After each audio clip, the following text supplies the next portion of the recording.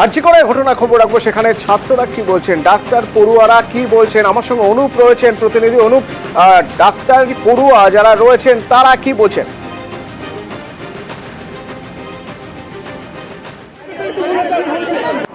অনুপ, আমার কথা শোনা যাচ্ছে?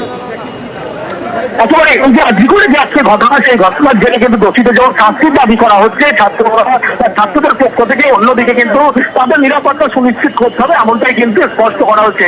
ইতিমধ্যে ডাক্তার গোলাম ডাক্তার অ্যাসোসিয়েশনের পক্ষ থেকে কিন্তু আজকে বেশ কিছু দাবি দাওয়া তারা যেমন রেখেছে, শুধু তাই নয়, তাদের নিরাপত্তা সুনিশ্চিত করতে হবে। 3 মাস আগেও কিন্তু একটা ঘটনা ঘটেছিল, সেক্ষেত্রে সেভাবে কিন্তু তদন্ত চললেও এখনো পর্যন্ত ব্যবস্থা নেওয়া হয়নি, এমনটা তারা স্পষ্ট করছে। কিন্তু আজকে যে তরুণীর অস্বাভাবিক মৃত্যু, সেমিনার হল থেকে তার মৃতদেহ একেবারে উদ্ধার করা হলো এবং সেই তাদের শাস্তির দাবি কিন্তু ইতিমধ্যেই যেমন করা হচ্ছে, তারই পাশাপাশি যে সমস্ত তাদের নিরাপত্তা সুনিশ্চিত করতে হবে, তার কারণ তার রাতের বেলা ডিউটি করে, সেক্ষেত্রে কিন্তু নিরাপত্তাহীনতায় তারা যে সমস্যার মধ্যে পড়ে বলে এমনটাও স্পষ্ট উল্লেখ করছে।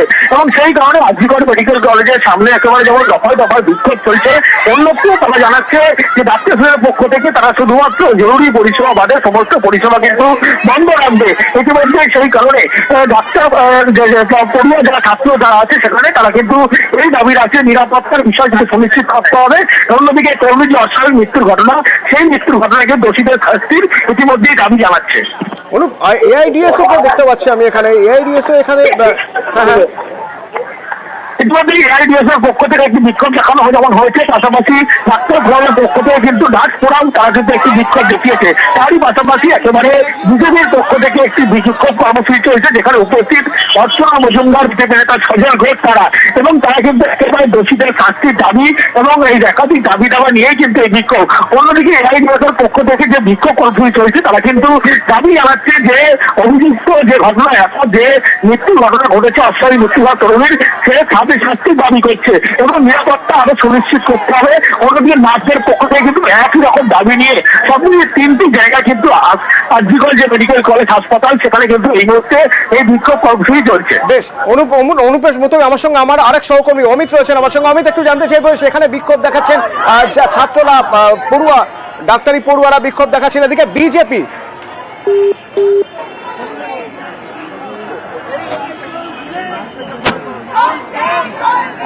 বিক্ষোভ দেখানো হচ্ছে। এখানে দেখা যাচ্ছে যে নার্সিং যারা ইউনিটি রয়েছে, যারা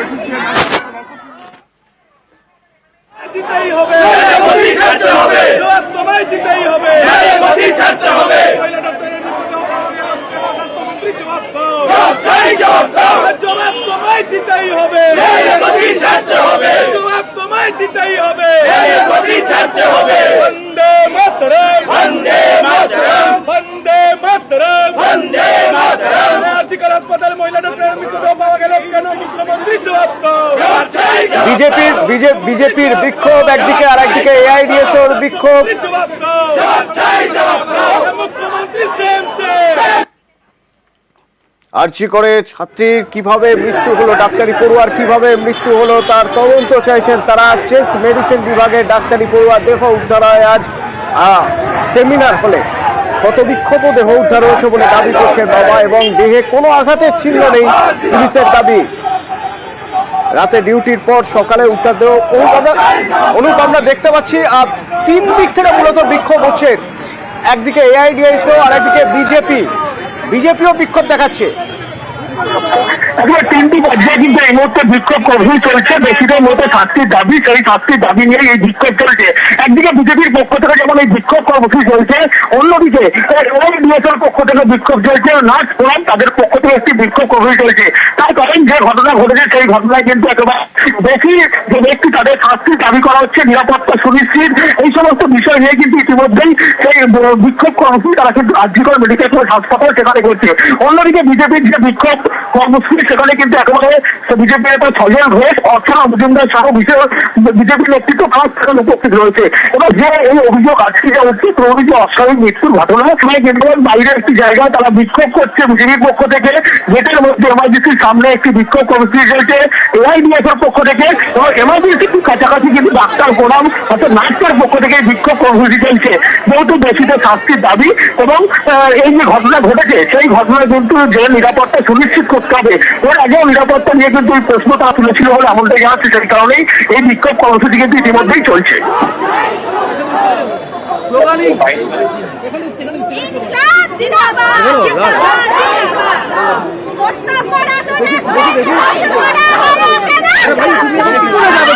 একদিকে এআইডিএসও, অন্যদিকে বিজেপিও বিক্ষোভ দেখাচ্ছে।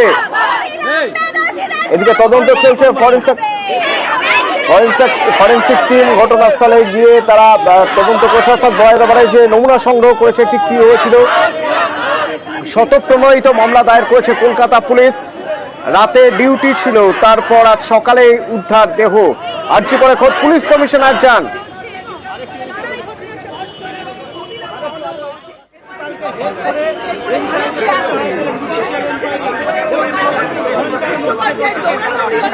ফরেন্সিক ডিপার্টমেন্ট কি বলছে?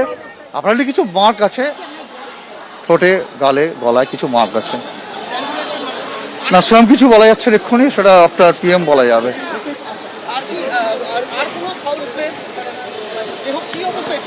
দেহ চিত অবস্থায় ছিল, শোয়ান অবস্থায় ছিল। না না, বেডের উপর শোয়ানো ছিল, যে বেডে উনি শুতেন সেই বেডেতে। বেড বলতে নিচের উপর, মানে প্ল্যাটফর্মের উপর, প্ল্যাটফর্মের উপর। আমরা যখন গেছি পুরো কভার ছিল, বডির গলা অব্দি কভার ছিল, চাদরের কভার ছিল, চাদর দিয়ে ঢাকা ছিল। সেটা আমরা দেখতে পাই না বা দেখিনি। না আমরা গালে বা গলায় কিছুটা, আর কিছুটা ঠোঁটে ফাঁকতে হয়ে গেছে। পোশাকে আমরা চাদর চাপা ছিল, আমরা চাদর তো সরিয়ে দেখি না, আমরা আমাদের কাজটা আমরা দেখিনি। আমরা যেটুকু পরে যে মুখটা দেখতে পেয়েছি, মুখের বিভিন্ন পোর্শনে রয়েছে। সেরকম কোনো সিম্বলটা আপনি অ্যাপারেন্টলি দেখা যায়নি, কি হওয়ার পর বলা যাবে। ঠিক, এসকে সাহা।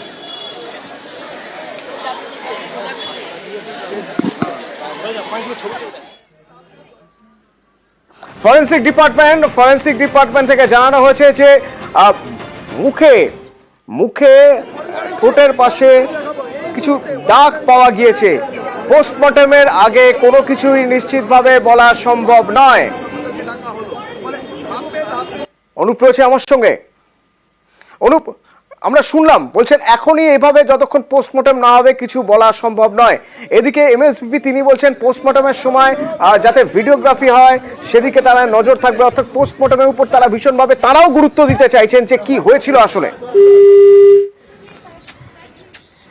অনুপের সঙ্গে যোগাযোগ করব। গতকাল রাতে ডিউটি ছিল, দুটোর পর ঠিক কি হয়েছিল তা জানার জন্য যারা যারা কাল রাতে ডিউটিতে ছিলেন তাদেরকে ডেকে পাঠানো হয়েছে, তাদের সঙ্গে কথা বলা হবে।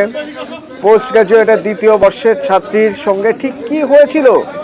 চেস্ট মেডিসিন বিভাগের এই ডাক্তারি পড়ুয়ার দেহ আজ সকালে উদ্ধার হয় হাসপাতালে সেমিনার হলে।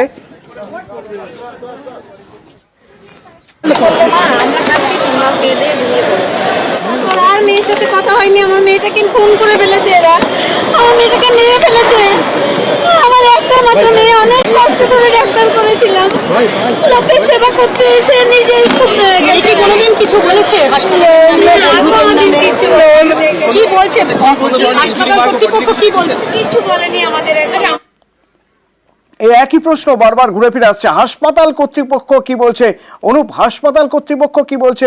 সেখানে নিরাপত্তা নিয়ে, সুরক্ষা নিয়ে, ডাক্তারি পড়ুয়াদের নিরাপত্তা নিয়েই তো প্রশ্ন উঠে যাচ্ছে। নিরাপত্তা নিয়ে প্রশ্ন আসছে, তার কারণ হচ্ছে তারা কিন্তু বারবার নিরাপত্তা দাবি করতেছে। তাহলে যে নিরাপত্তা দাবি করা হচ্ছে 3 মাস আগেও কিন্তু একটি ঘটনা ঘটেছিল, তার পরবর্তী ক্ষেত্রে এখনো সেভাবে সেই ঘটনায় ব্যবস্থা নেওয়া হয়নি। ডাক্তার পক্ষ থেকে কিন্তু এমনকি স্পষ্ট করে উল্লেখ করা হচ্ছে তাদের নিরাপত্তার বিষয়। রাতের পর যারা ডিউটি করে তাদের ক্ষেত্রে কিন্তু এই সমস্যা নিরাপত্তাহীনতায় তারা ভোগেন, এমনটাই কিন্তু স্পষ্ট হচ্ছে। হাসপাতাল কর্তৃপক্ষ ইতিমধ্যে বলা হচ্ছে গোটা বিষয়টি তারা খতিয়ে দেখতে, যেহেতু অভিযোগ রয়েছে, এবং হাসপাতাল কর্তৃপক্ষ এখন একটি বৈঠক করছেন। বৈঠকের পরবর্তী ক্ষেত্রে যে যে তারা দাবি রেখেছে সেই দাবি নিয়েও কিন্তু ইতিমধ্যেই বৈঠক হচ্ছে। এই বৈঠকের পরবর্তী ক্ষেত্রেই পরবর্তী সিদ্ধান্ত অনুযায়ী কিন্তু কি তারা পদক্ষেপ নিচ্ছে স্পষ্ট হবে। কিন্তু যে অভিযোগ বারবার করা হচ্ছে সেখান থেকে কিন্তু স্পষ্ট হচ্ছে তারা যারা ডাক্তার, চিকিৎসক থেকে শুরু করে যারা হাসপাতালে চাকরি করেন তারা কিন্তু নিরাপত্তাহীনতায় ভুগছেন। এই দাবি কিন্তু তারা করছে, তাদের নিরাপত্তা অবিলম্বে দিতে হবে সহ একাধিক দাবি। সেই দাবি কিন্তু ইতিমধ্যে ডাক্তার যারা আধিকারিক আছে হাসপাতালে সুপার থেকে শুরু করে তাদের কাছে এই দাবি তারা এই মুহূর্তে রাখছেন। ধন্যবাদ। একদিকে বিজেপি আর একদিকে এআইডিএসও বিক্ষোভ দেখাচ্ছেন এবং পড়ুয়া ছাত্ররাও তারাও জানতে চাইছেন যে ঠিক কি হয়েছিল। তারা তাদের নিরাপত্তার দাবি জানাচ্ছেন। নিরাপত্তা সুরক্ষা কোথায় সেই প্রশ্ন তুলছেন তারা। এই মুহূর্তে ওয়েস্ট বেঙ্গল তারা এসছেন, ফরেন্সিক বিশেষজ্ঞদেরকে ডাকা হলো, ফলে ধাপে ধাপে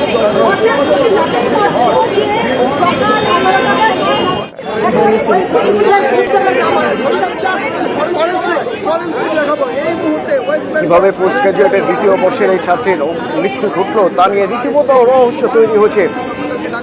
ছাত্রীর বাবা তার দাবি ক্ষতবিক্ষত দেহ উদ্ধার হয়েছে। এদিকে দেহে যে ক্ষত রয়েছে তা মানতে রাজি নয় পুলিশ। পুলিশের দাবি দেহে কোনো ক্ষত ছিল না। পোস্টমর্টমের মাধ্যমে জানা যেতে পারে কি হয়েছিল আসলে। তারা এসছেন, ফরেন্সিক বিশেষজ্ঞদেরকে ডাকা হলো, ফলে